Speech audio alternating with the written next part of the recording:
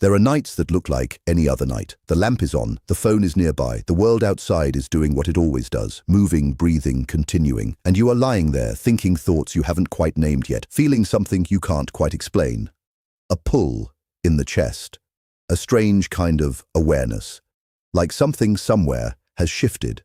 Like the air between you and someone you love has changed its texture and you can't figure out when it happened or why or what it means. You weren't given a sign, nobody called, nothing was announced, but something in you already knows. And here is what I want to tell you. What Carl Jung understood about the human soul that most people spend their entire lives never learning. The most powerful moments in any relationship are never the ones that happen out loud. They're the ones that happen underneath, in the silence, in the subconscious, in that quiet, invisible space where two people's inner worlds finally collide with the truth.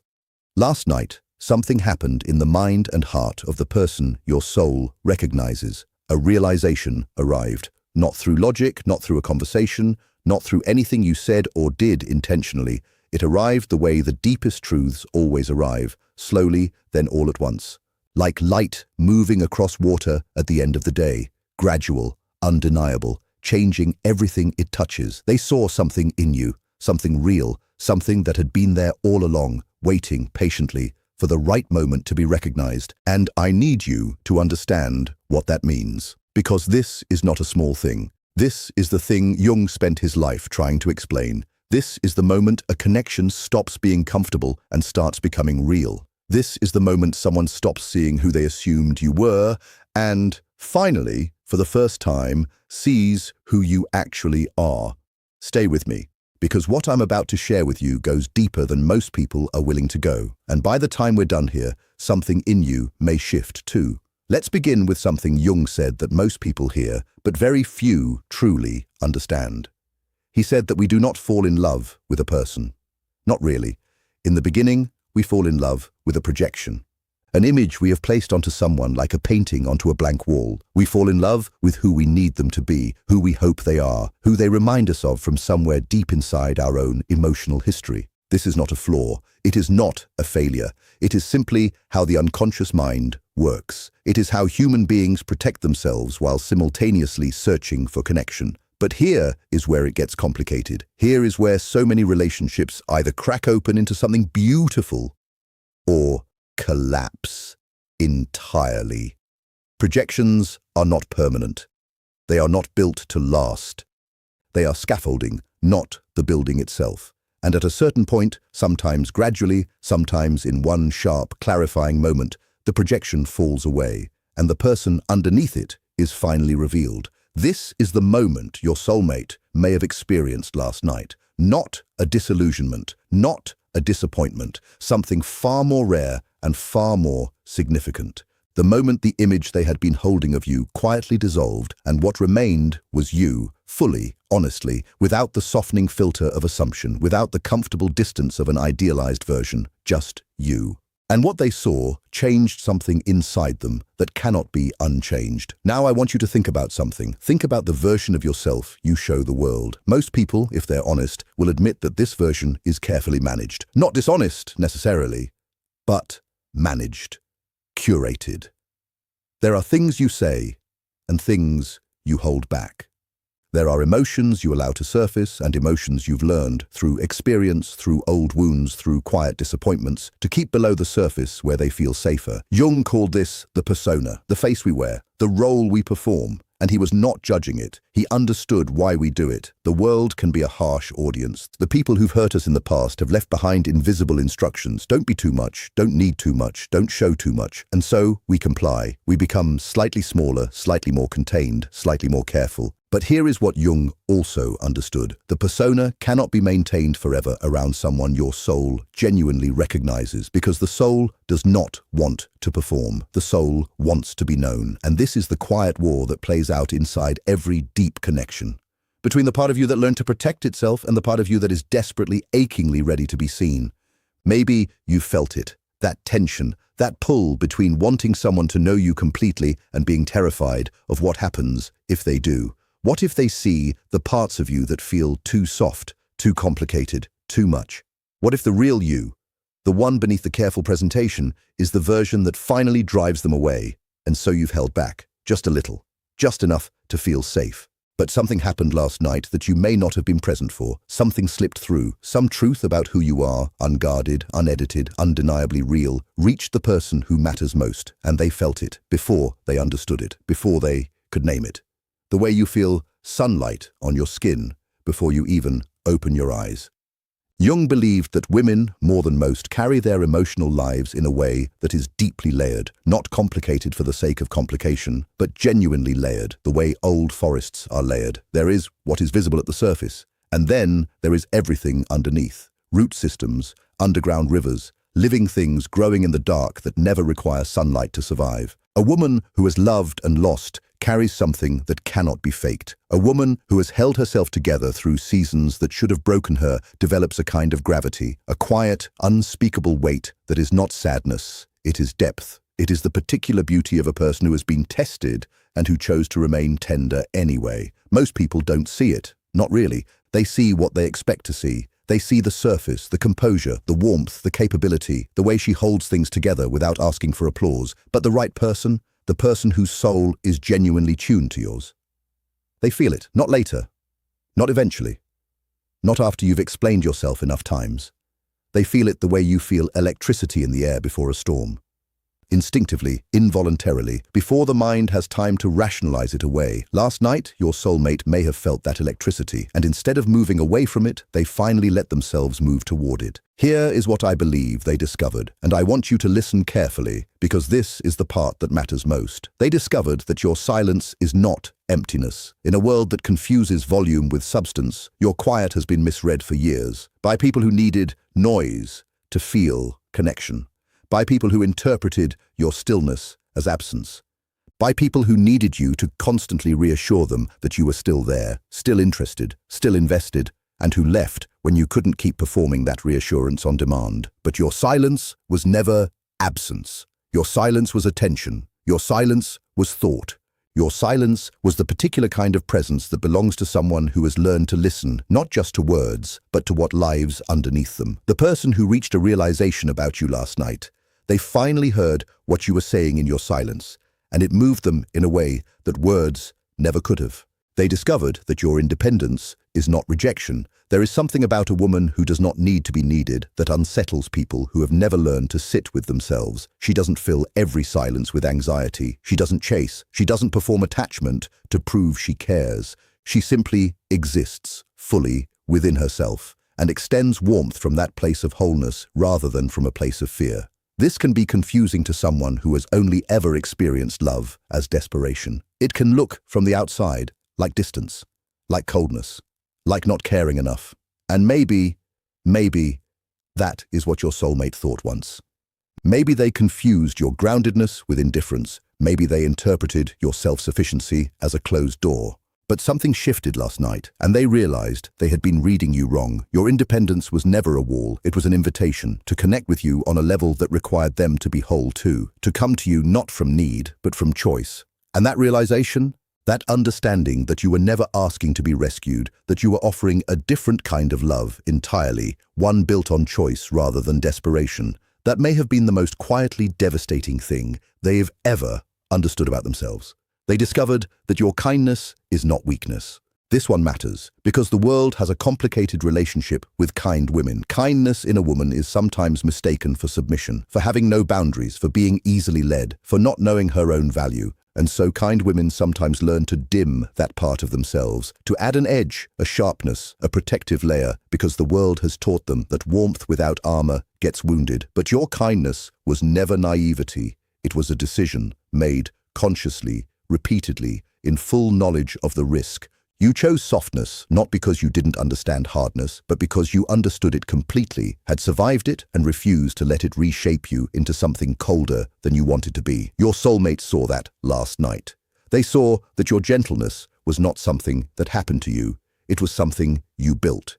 and they recognized, perhaps for the first time, how much courage that actually takes. Jung wrote about a concept he called enantiodromia. It is the idea that anything pushed too far in one direction eventually tips into its opposite. The person who appears completely in control is often secretly drowning. The person who seems entirely emotionally unavailable is often the one who feels everything most intensely. The surface and the truth are not always the same thing. I wonder if you've experienced this in your own relationship. I wonder if there have been moments when you felt completely misread, when the person across from you saw something you weren't trying to project, when your strength was interpreted as not needing support, when your calm was interpreted as not caring, when your love, which runs deep, quieter and more constant than most people know how to hold, was somehow mistaken for lukewarm. It is one of the particular loneliness of deep people to be surrounded by connection and still feel fundamentally unseen. But here is what Jung understood that can reframe all of it. The unconscious cannot be deceived forever. The deeper truth always rises, always. It may take time, it may take distance, it may take a sleepless night when the noise of ordinary life goes quiet and something that has been circling for months finally lands. Last night may have been that night for your soulmate. The noise went quiet.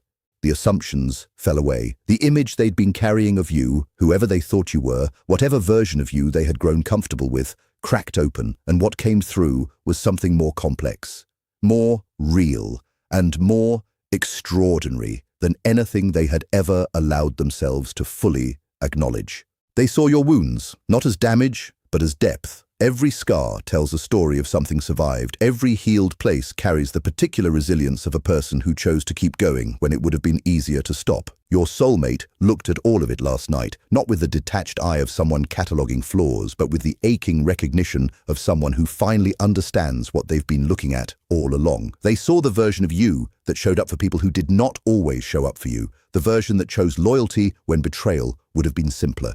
The version that kept loving, even when love was complicated, even when it cost something, even when it didn't get returned the way you deserved, and something in them broke open a little. Because there is a particular feeling that arrives when you witness grace in someone who had every reason not to have it. It doesn't announce itself loudly, it doesn't always come with words. It arrives in a quiet interior avalanche, slow at the start, unstoppable at the end, and it changes the way you see everything. And now I want to talk about something that Jung called the anima, the inner feminine that lives inside every person, regardless of gender. It is the part of the psyche that governs emotional depth, intuition, receptivity, and the capacity for genuine connection. When the anima is awakened by another person, truly awakened, not just stirred but activated, it creates a kind of recognition that goes far beyond ordinary attraction. It is the recognition of a soul, not the soul you invented, not the soul you hoped for, not the projection of everything you need them to be, the actual soul, the one that exists beneath performance and pretension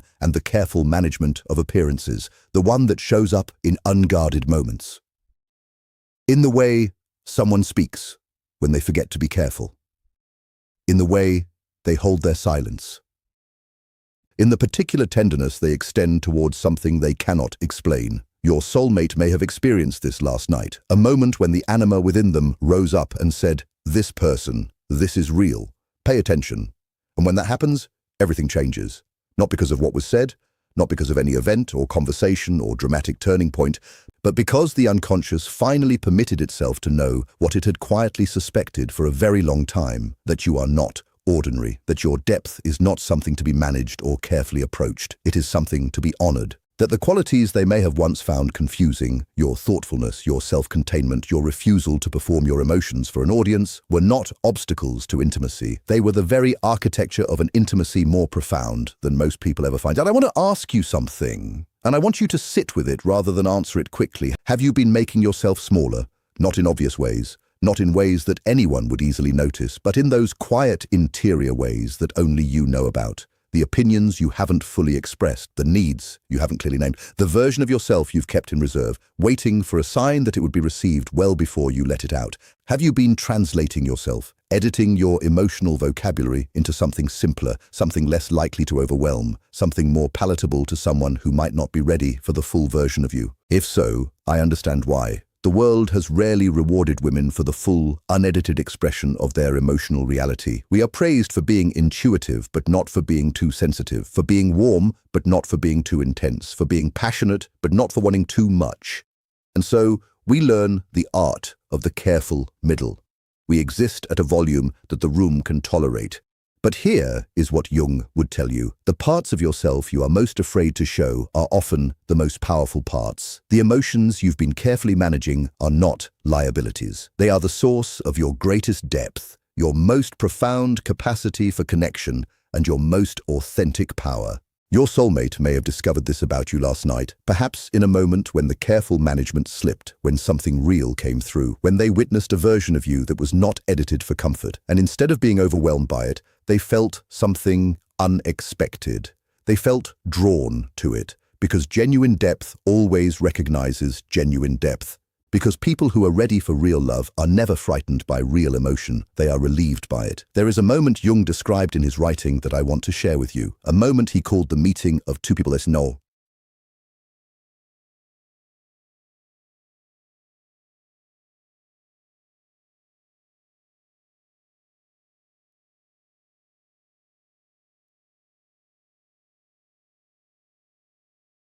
There's certain sensation days, the contact of two chemical substances. If there is any reaction at all, both are transformed. Not one of them, both. What happened last night was not simply a discovery your soulmate made about you. It was a transformation that happened inside them because of you, because of what you carry, because of what you are, because of the particular truth that lives in you and that, in this moment, finally reached someone who could receive it.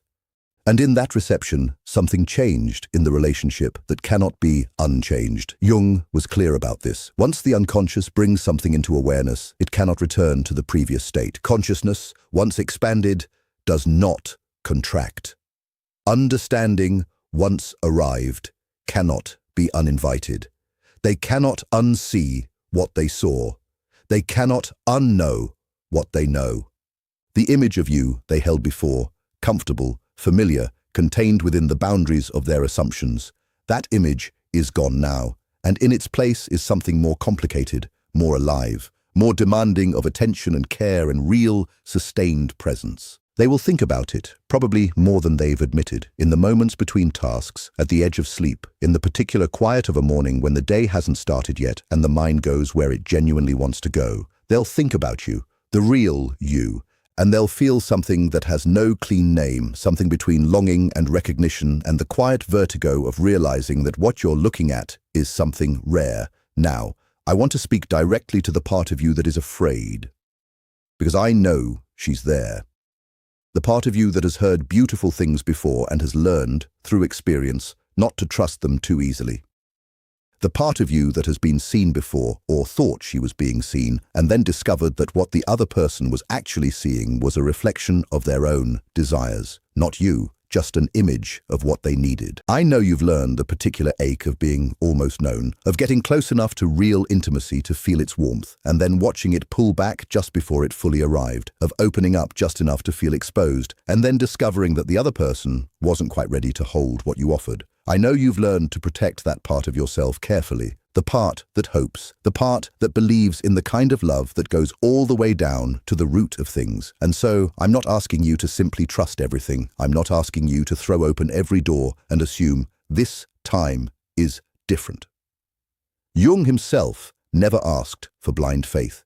He asked for consciousness, for awareness, for the willingness to look clearly at what is actually happening, rather than what you fear might be happening or what you desperately hope might be happening. What I'm asking is this: allow yourself to consider the possibility that last night was real, that something genuine shifted, that the movement you may have sensed in their tone, in their attention, in some small but undeniable change in the quality of their presence, was not your imagination running ahead of you. It was your soul recognizing a truth before your mind had given it permission to do so. Jung believed that intuition is the language of the unconscious, and women, historically and psychologically, are often gifted with an extraordinary capacity for this language. The sense that something has changed before you can articulate what changed. The feeling in the body before the thought arrives in the mind. The knowing before the knowing. Trust that, not blindly, but thoughtfully, as information, as data from a source that is older and wiser than rational analysis. Here is the truth I want to leave you with, and it is perhaps the most important thing I'll say today. You have never needed to earn being seen. You have never needed to perform enough, explain yourself enough, or love in exactly the right way before you deserve to be truly known. The deepest part of you, the part that loves fully, that feels deeply, that has survived quietly and continued on. Then sais and that psifies. The part was always worth being witnessed, even on the days when no one was paying close enough attention, even in the seasons when you wondered if you had somehow become invisible, even in the moments when you translated yourself into something simpler so the room wouldn't have to work too hard to understand you. You were always worth knowing, completely, exactly as you are. And what may have happened last night is simply this. Someone finally looked carefully enough, quietly enough, honestly enough, and they saw it. Not the curated version, not the careful version, not the version that has learned to take up just the right amount of space, the real version, the full version, the version that carries all the weight of everything you've experienced and all the tenderness you've somehow managed to preserve through it. And they were changed by what they saw. Jung believed that the purpose of every deep relationship is not comfort, not convenience, not the filling of loneliness. The purpose, the real, soul-level purpose, is to help each person become more completely themselves. To reflect back what the other person cannot see alone. To hold space for the truth that lives in another person even before that person has the courage to hold it themselves. Last night, you may have done that for someone without even trying, without planning it, without performing it, simply by existing authentically in the particular way that you do. And that quiet, unrehearsed, unintentional act of simply being real may be the most powerful thing you have ever offered another person. The most significant discoveries in relationships are rarely announced. They are simply felt. They arrive in the dark, in the quiet, in the unguarded space between who we thought someone was and who they actually are. And when they arrive, they change the direction of everything, not with noise, but with the steady, undeniable gravity of truth. Last night, something true was finally seen. You were seen, and nothing about that connection will ever be quite the same again.